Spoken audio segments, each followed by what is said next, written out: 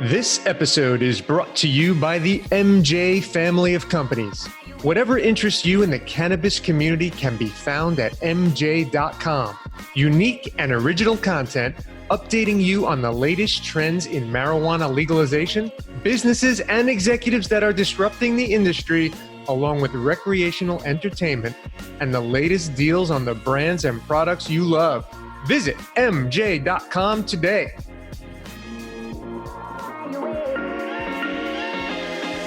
Welcome to the Pot Live Podcast. I'm your host, Lenny G, and I can't believe it. We've already broken through 100 episodes. We want to thank you, the listeners, thousands of you that have sent beautiful comments, beautiful notes to us. Thank you for listening. We hope you enjoy it. This next year, we're going to bring you the thought leaders, entertainers, trailblazers, CEOs of all the cannabis companies you want to hear from. People that are inventing new products, people that are bringing this cannabis industry to the mainstream. We are going to offer you education, value, and entertainment. Thanks for listening and enjoy the show. All right, everyone, we are back again. This is your host, Lenny G, on the Pot Live Podcast. And today our special guest is the CEO and co-founder of Loop Pool. His name is Ian Kwechansky, and he joins us now. Loop Pool is an artist, co-owned brand of premium cannabis products. They use a portion of every sale to give back to emerging artists. So when you support them, you support creators, and they're trying to push that hashtag support creators. So we're going to get into all that. Ian, welcome to the show. I love that. Thank you so much. Thank you for having me. Great. So we are recording this right around the time when you're getting ready to launch to the world and tell everybody what you're all about. So before we get into the brand and your company, I want to know who Ian is. Tell us a little bit about your background and how you got into the cannabis industry. I am a, hopeful optimist and a bringer of bad jokes. I'd like to think that those are the two things that I definitely bring to the table. I got into the cannabis space via the music industry. I worked at Warner Music Group for 5 years and a major indie label for 3. Got into cannabis in 2016, started doing music marketing focused campaigns for companies including Tokyo Smoke, Aurora, a bunch of other guys. And, just had it where was watching the other music and cannabis plays and was frustrated at the state of the branding and limitations on the cannabis industry. And as cliche as it is, I had that aha moment and go, you know what? I think somebody needs to do this a little bit differently. And here we are today. All right. I just recently did a written interview with someone, and they talk about, how you want to zig when others are zagging to get noticed and do something a little different. So tell us about Loop Pool. What's the brand all about? What type of products are you coming out with? Give us a little insight into that, please. Yeah, so Loop Pool is a new artist co-owned cannabis brand. Our whole spiel is we just want to have a different conversation. So we're going to skip the topics about quality and value, and instead we just really want to distill cannabis down into its ability to be meaningful and to make a difference. So instead, we have created a brand where we're going to use a minimum of 5% of our proceeds to grant back to emerging Canadian artists to make sure that we are stoking the cycle of creativity. Our products will be in market in June, and we'll be starting off with pre-rolls, flower, and gummies, but we've got a lot of really big plans that are happening to jump into a variety of verticals and also maybe even the craft cannabis game very soon too. Beautiful. So now you have to stay in Canada at first and get, make your mark there. Is the plan down the road once the US goes legal is to try and jump into hitting consumers in the US as well? I mean, I certainly would have to say that it's on the radar, because at the end of the day, what we're doing, despite the fact that it's a Canadian company and it's owned by Canadian artists, at the end of the day, the emotional connection of what we're doing has no border. For somebody to be able to go, when you buy this, you're supporting, musicians and you're supporting creators, that has no limit. And I think what we really wanted to do was, we're legal in Canada first. It would be I thought it would be an absolute shame if there was no Canadian artists who were co-owners of a cannabis brand here that was successful. So I think we want to do things on our home soil first and show that we can do this within, the first really big national and legal market, but also highly regulated, before we sort of look at down south and see where there might be opportunities there. But first things first is I want to do right by home. Sure. And then, so tell us, you come from a traditional industry of marketing and the music industry, but how did your friends and family react when you said, all right, I'm going to jump into cannabis? Because there's still some old school stigma against it, even though it's becoming more and more mainstream, as we know. Did you have any experiences there with the way people reacted? I don't think anybody was honestly surprised. I don't think anybody was surprised when I decided to go out and do it. They all know me that, I've always been beyond entrepreneurial. Like I was, when I was 16 years old at high school during the World Cup, I had this huge Ferris Bueller obsession, and I had he had flags in his room and a Union Jack, and I got into it. And then I started telling people, and they started asking me if I could bring in flags for them, and started selling. I had this huge business, selling flags during the World Cup at high school. And I've always been entrepreneurial. I wanted to get into it because not only I came from the music industry, I wanted to be in an industry that turned a profit, but also, I am a cannabis consumer. And to me, it excited me because I saw an opportunity to, see this industry that was going to have refined, mature, and evolved brands come to market. And I'd be lying if I didn't say that I think there could have been a really hilarious about face where my mom, who used to bust me for smoking weed as a kid, would now have to become a cheerleader and rooting for me and my new marijuana endeavors. There was teenage Ian was very, found a lot of humor in that. So no stigma whatsoever. I think to the actual opposite, I wanted just to break stigma. And tell us a little bit about, for those of our listeners that are in the US and maybe aren't familiar with the Canadian way of business in the cannabis industry, are there obstacles in getting licensed, or are there obstacles in having a website where you can actually sell the product? Tell us a little bit about that journey. Yeah, I mean, it's a tremendously restrictive environment. And I don't say that in going, how dare they, whatever it is. I completely understand why Canada is very restrictive. The analogy I like to give people, if it's that, if you have a kid and, and your kid turns 16, you don't just give them the keys to the Ferrari and say, go ham with it. You put them in that driver's ed Toyota Corolla that has the brake pedal on the passenger side as well. You take it nice and slow and easy. But really, yeah, Canada is a much more restrictive environment. We can't use a use of likeness, a testimonial, or an endorsement. You really can't insinuate lifestyle or romanticize or make things seem dangerous. And so that's one of the really big challenges of Canada, is people look at it and to go, it's amazing they've done it, and that's so cool. But also at the same time, it's been really challenging because everybody's been so restrictive that no one's really able to say anything overly unique. And I think that's one of the biggest challenges of our industry. And I think just to kind of even give it a comparable for Americans, you have to understand that it's really forced everybody to go much more product focused. And I think the way to kind of give a visualization to where there's a bit of a disconnect there is, it would be the equivalent of Budweiser and beer companies always having to talk about their hops rather than talking about the emotional connections that you make while consuming those products. So it's a challenge in Canada. And that's where I really wanted to identify, to go compliantly, what is a way that we could be able to make a difference. And we basically started to come to mind of two things, which is, number one, you're able to make a little bit more of a difference, or change up your conversation by, first off, A, going beyond the product, and B, when you run into all these challenges about lifestyle and everything like that, we started to realize then maybe there was an opportunity to be the most social forward, because there was some real paths forward where we could do things that consumers would care about and would click with. All right, let's walk me through a little role play here, Ian. Yeah. So let's say I spend X amount of dollars on your products, and you then contribute a percentage of that to the Artists of Canada. Tell us, how does that money flow work, and how are you helping them? Yeah, so what we're going to be doing is a minimum of 5% of our proceeds we're going to grant back to emerging artists. The attributes that we're looking for is what we sort of identified was, we wanted to first off support independent artists, so not those who are signed to major labels, whether major indie labels or actual majors like Universal, Sony, Warner. We wanted to make sure as well we're trying to super serve those who may not have the army behind them that could be able to help them access these kinds of things. And for those who have been underserved or unable to access funding from the existing grant programs. So that was really the big part with it, about how we want to be able to give back. And then in actually how we give back, there's really two ways, which is, first off, we're developing partnerships with established music not-for-profit organizations.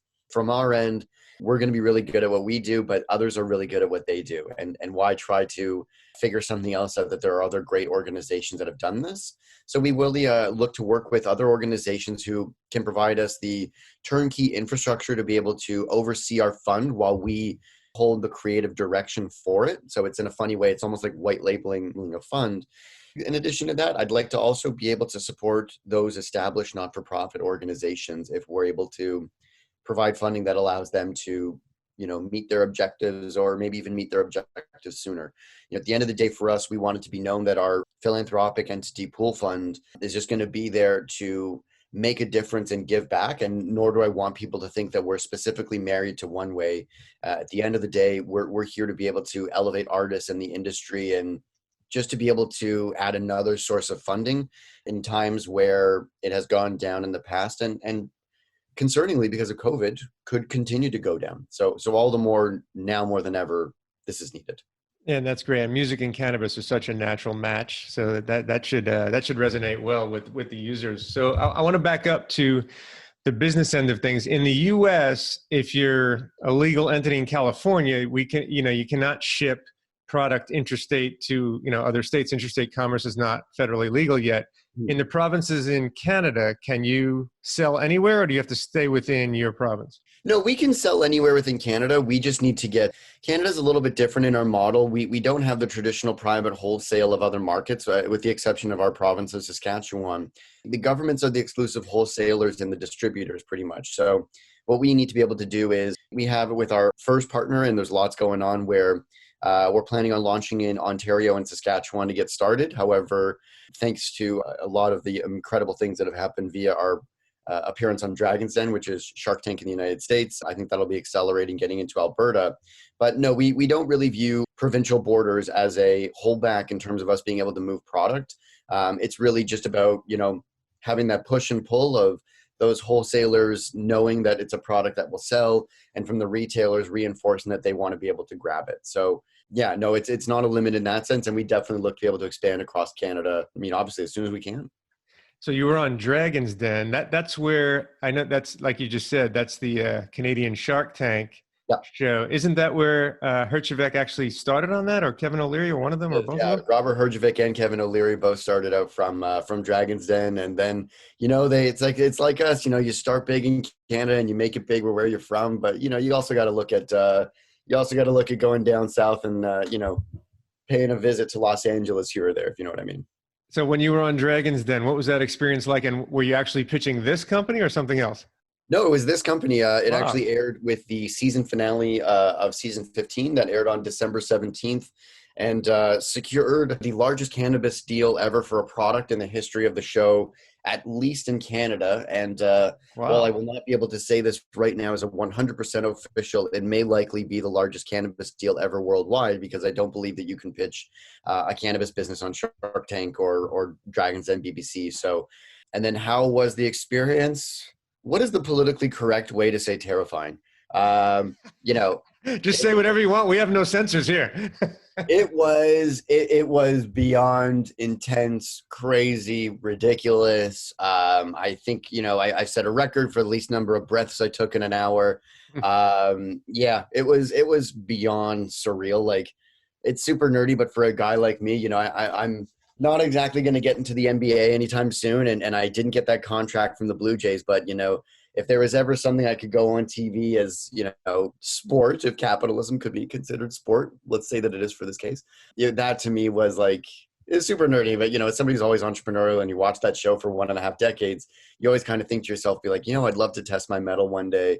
But also, more importantly, it was a way that I viewed it where we could announce and launch a cannabis company unlike it has ever been done before. And I believed in our business. I believed in my own ability to represent it properly and took that risk. Yeah. Well, so you're in there for an hour, and what do they do? Edit it down to a 10 or 15 minute segment? They edited it down to about 8 minutes. So it was about 8 minutes on air. And then about 50 minutes actually standing there and pitching, which is very intense to do with 12 cameras on you. And I was completely solo and a lot of weirdness because of COVID about how you're able to film it. So it was a lot, it's a lot. Like, you try to emotionally prepare yourself for that moment. You're like, okay, I know I'm going to walk in, go in there, do your thing. And then I think as soon as I started standing on the mark and you're facing the 6 dragons and you see all these cameras are on you, you're like, wow, brain, you did not actually anticipate what this was really going to feel like. This feels completely different. I bet, man. That was like, you can't prepare for it because there's nothing to practice in front of. You know what I mean? Like you Yeah. can't practice in front of those 6 people. It's impossible. I am so grateful to have some amazing friends. And thankfully we were in a point where we weren't fully in lockdown. So I had some amazing friends who came by for a couple of nights before and let me pitch to them, let me rehearse, let me tweak everything like that. But yeah, it's just, it was such a crazy experience. And by the like, one other thing as well that people don't realize about how intense it was I actually didn't find out what time I was pitching until about 12 hours before. So I'm not as much a morning person. So I was kind of thinking, I was like, please, please, please let me be around noon. Please let me be around noon. Please let me be around noon. And then they don't send me an email. I think it was around like 6:30 or so. And they go like, oh yeah, you have to be at CBC for 7 in the morning. You're going very first in the morning. I'm like, damn it. And yeah, it was just such an intense experience. And then of course, even after it happens, I filmed on September the 2nd and it didn't air until December 17th. And so there's so much you want to tell people because it's such an amazing opportunity, but you can't say anything. And so it's just so hard where you're just like waiting and waiting, like, oh my God, just please let me have the opportunity to tell people about this. And it was a really, really surreal experience. And for anybody who gets the chance to see it as well, I think it was, I think as our shark or our dragon investor would say, there was a lot of heated debate and it definitely, it brought the intensity. What an incredible experience, man. That's great. Congrats on that. And obviously you said you got a deal, which is great. So has it been beneficial to get that deal? Oh, extremely, extremely. So, I mean, we got a deal on the show from Manjeet Minhas, and Manjeet was the number one dragon I wanted. The reason why she was the number one I wanted was, number one, she comes from the liquor space and is in Alberta, so she knows the Alberta, the AGLC, the Gambling Liquor Cannabis Commission. Apologies to anybody who just heard that if I got one of those little letters wrong, but that's what it basically is. So she's with that. And so, you know, especially when you want to know those government boards and make sure you're getting in and in their good graces, she'd be fantastic. She had talked about being in the cannabis beverage space as well in the past. But the really big thing is that Manjeet is actually sitting on the board of Inner Spirit Holdings. And Inner Spirit Holdings is the publicly traded parent company for the second biggest retail chain in the country here called Spirit Leaf. And so I knew that there was a beyond invaluable connection with what she could bring there. And so what we ended up doing is we agreed to the deal on the show with Manjeet. And what ended up happening was she did not end up directly investing. But what did happen is it was the beginning of a very, you know, it's that Casablanca moment. It was the start of a beautiful friendship between us and Inner Spirit Holdings. And Inner Spirit did indeed invest into our business and at the full freight valuation, not at what was on the show, which was fantastic for us. So That's great. Congratulations. It was a home run. And now she's still involved with the business. And, you know, like we ended up I ended up landing another former dragon to also invest into our company. And it's not only surreal when you get to like announce your press release and to talk about, you know, the biggest cannabis deal and to have her quoted, but then to see another dragon on that same press release, it's kind of a little bit of a moment where, you know, there's got to be a better word than surreal. I haven't found it yet, but it's pride, man. It's pride. Hard work led to that. Here's the other thing as well, is that as much as it is that everything is great and exciting and everything, I don't think anybody will ever truly know or nobody will know or appreciate the absolute grind it was to even get to that point. There's so many days of doubt and you know, things going wrong or failures, whatever you want to call it. Like let's not, you know, glorify whatever it is. It was such a grind, and there were so many days where it just seemed like it was just going to be close but no cigar.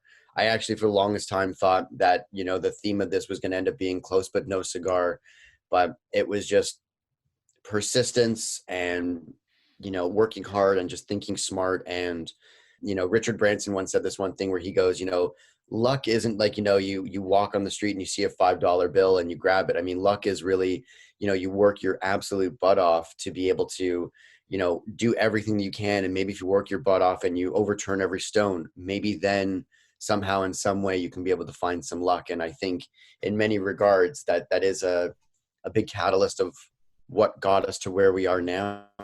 Yeah, that is wonderful. What a great story, man. What a great story. Congrats to you for that. So tell everyone, where can they find out more about your company, get in touch with you or the team? Where can they find you? Absolutely. So you can reach us. Our website is looppool, looppool.ca. Check us out on Instagram. It's looppool.ca, and follow us to find out about the latest when we're going to start doing some really cool promotions for consumers, and as well when we're going to have our first products in market for June, because we're darn excited about both. On the website, you can actually sign up for their newsletter to stay in the loop. I love that play on words. Yes, sir. And find out more about it. That's great. Absolutely. Yeah, no, please jump in, join this movement, really to the entire listening world, to everybody that's out there. We're just trying to do something different. We think it's time that for cannabis, we're able to use it as a means to sort of solve two industries at the same time. In Canada, there's a lot of branding challenges, and we think this is a way to stand out. And to the world of musicians and artists, I have been there through the trenches and have seen how difficult it is. I know that something needed to turn the tide. And I really do think that this is a solution that we can bring together that is just such a natural intersection and that can do good for both industries. Perfectly said. Ian Kwechansky, CEO and founder of Looppool. Thank you so much for joining us and telling us about your unique journey and company. Thank you so much for having me. You guys have a great day. Thank you. Thank you. And we will see everyone next time on the Pot Live podcast. Make sure you follow the #1 entertainment page on Instagram @HitsBlunt. Over 3 million followers and growing, offering you pure entertainment throughout the day, along with all the latest info you need in our story feed. Follow @HitsBlunt on Instagram to laugh every single day.